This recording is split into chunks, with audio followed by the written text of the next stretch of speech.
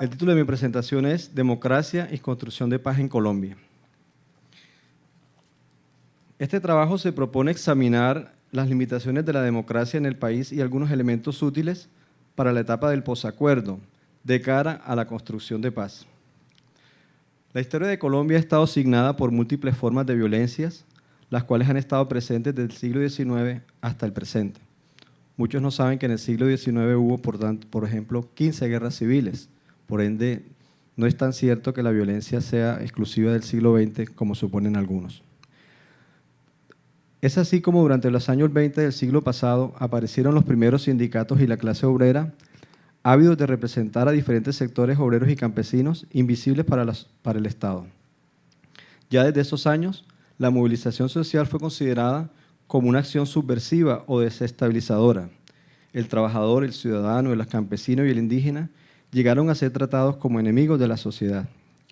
Preocupaba en ese entonces que los vientos provenientes de México, Argentina y Europa llegaran al país.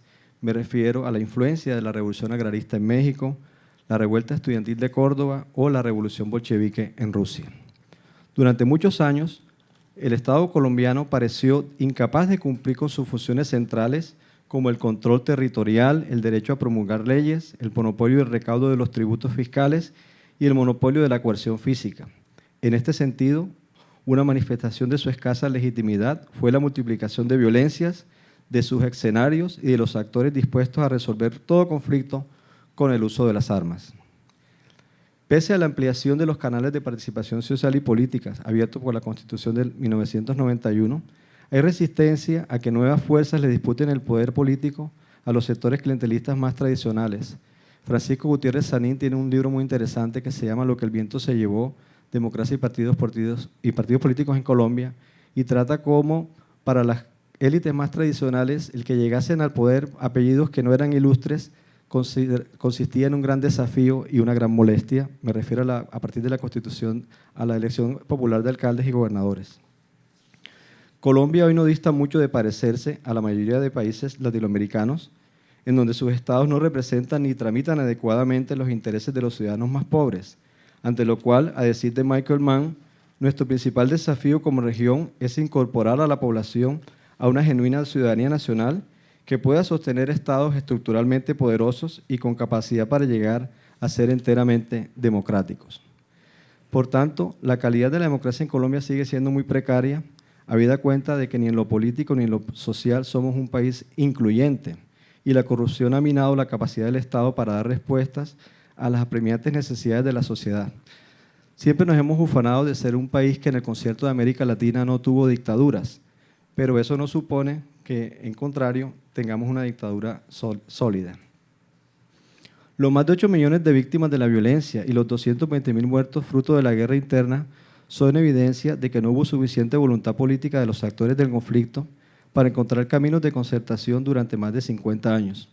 Incluso el triunfo del no en la consulta para refrendar los acuerdos de La Habana mostró el rostro de una sociedad que parece temerosa a asumir el precio de construir la paz. El llamado posacuerdo plantea un desafío en la construcción de la memoria histórica. Las víctimas no tienen una sola voz.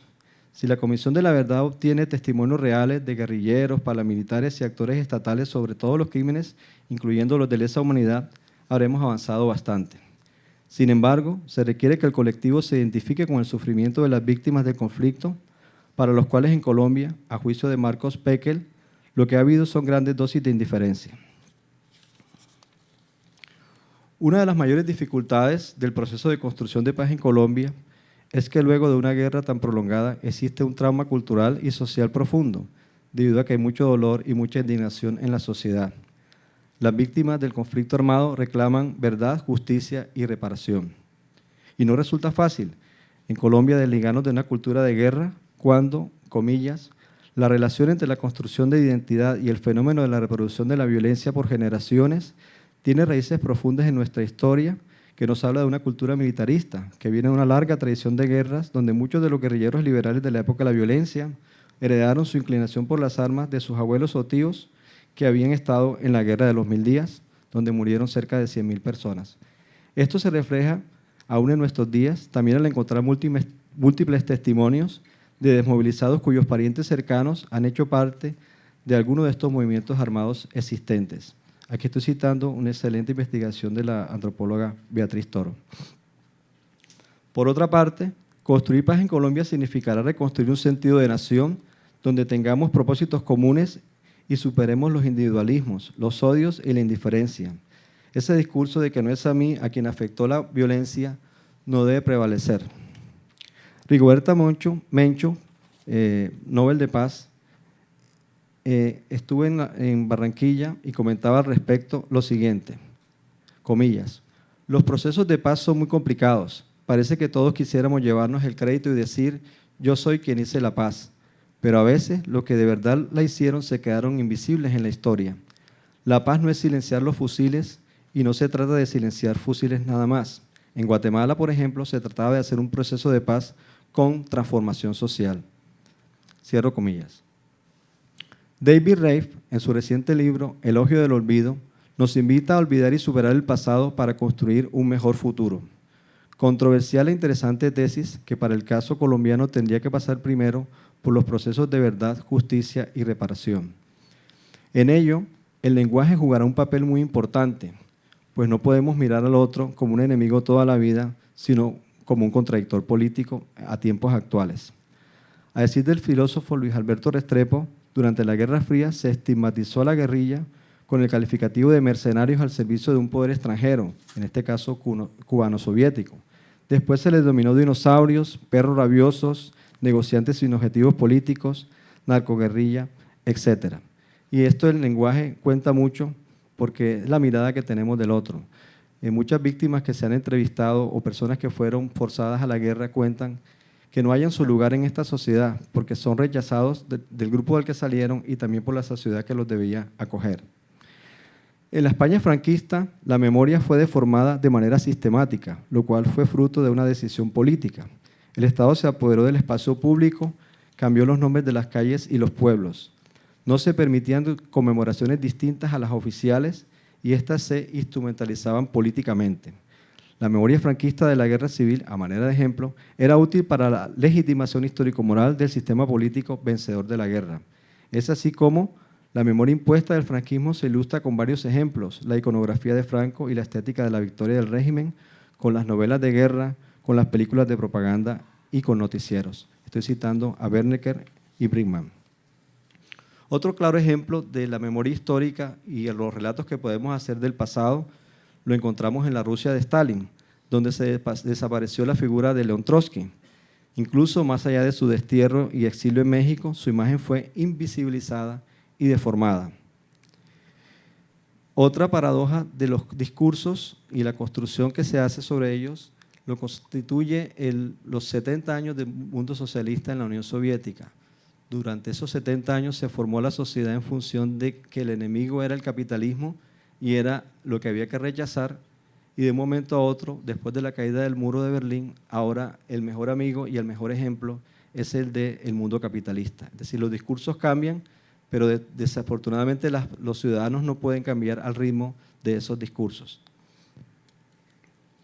Unos puntos claves sobre el tema del momento actual. La sociedad colombiana debería apoyar la aplicación de la justicia transicional y educar en función de que la sociedad comprenda que esta justicia es viable para aquellos países que sufrieron las guerras. Pareciera que fuese un invento colombiano y pareciera también que la sociedad confunde un acuerdo de Estado con un acuerdo de gobierno. Muchas personas por antipatía o por sectarismo político rechazó el acuerdo porque no era santista y se olvidaron de que el acuerdo es de Estado y no de gobierno. Superar la estigmatización de asociar a la protesta social o a los movimientos de izquierda con el terrorismo.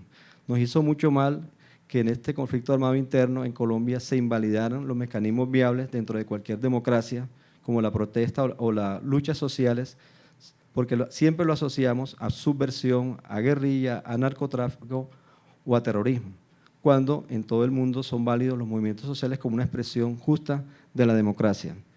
En este sentido no ayuda mucho la propuesta muy controversial del entrante ministro de Defensa, quien habló sobre moderar la protesta social y que solo tuviera sentido cuando fuera a favor de las mayorías y no de las minorías. La construcción de un nuevo tipo de identidad y no una identidad fragmentada en función de afianzar los lazos que nos unen como colombianos.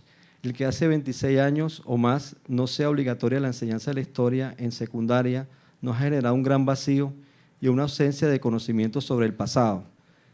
Y esa debilidad la observamos los profesores a diario cuando los colombianos no conocen ese pasado, no se reconocen y son muy susceptibles a ser manipulados por cualquier relato que aparece en la televisión o cualquier relato que le dice el contrincante político para validar una causa.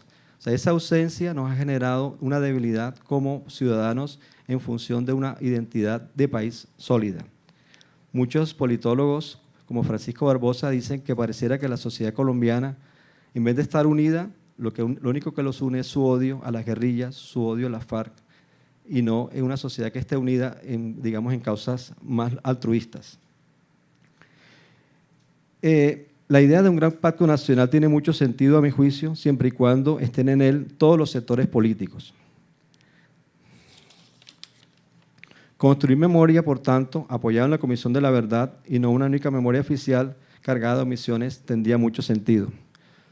No podemos perder de vista, y voy a citar a Jacques Le Goff, que a la larga la memoria colectiva es uno de los elementos más importantes de las sociedades desarrolladas y de las sociedades en vías de desarrollo, todas en lucha por el poder o por la vida, por sobrevivir y por avanzar. Por supuesto, reparar a las víctimas es otro reto fundamental en un país en donde una reforma agraria profunda nunca se ha tramitado.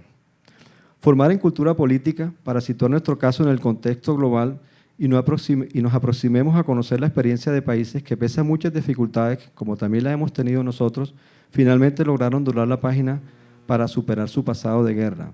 A veces creemos que somos el único país que hemos sufrido guerras y no miramos hacia afuera, justamente porque en regiones del país se adolece de una cultura política bastante precaria.